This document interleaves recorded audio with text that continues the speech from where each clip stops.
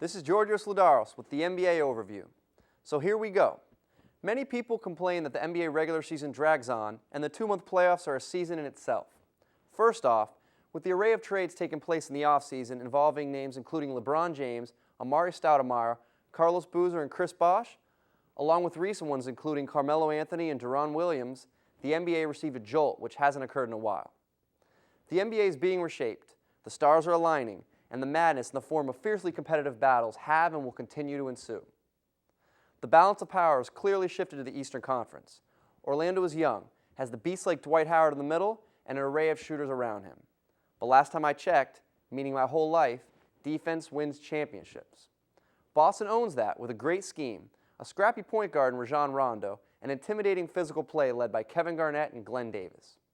They're a veteran team, led by Paul Pierce, and they are deep. I told everyone not to sleep on the Chicago Bulls. They have a superstar in Derrick Rose, Luol Deng has elevated his game, and with Carlos Boozer and workhorse Joakim Noah on the front line, watch out. The Heat are impossible when on the fast break and have 2 game-changing players in LeBron James and Dwayne Wade. It's the rest of their roster I'm not sold on. Boston and Chicago size and point guards against Mario Chalmers and Mike Bibby, good luck.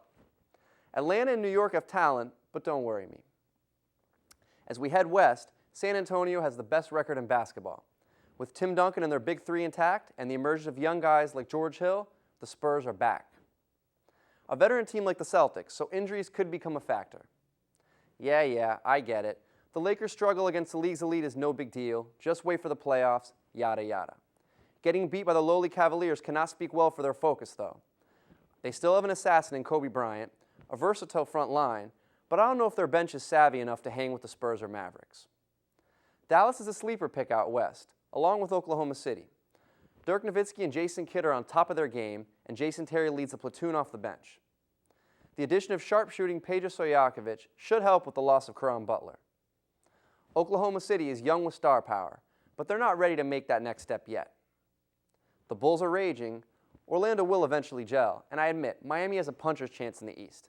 But I believe Boston will win the East and the championship that eluded them in Game 7 of the Finals last year. Surprise! No Lakers in the Finals for me. I have the Mavs pulling it out. Dirk and the boys will oust their Texas rivals, but eventually fall short in the Finals to the Celtics.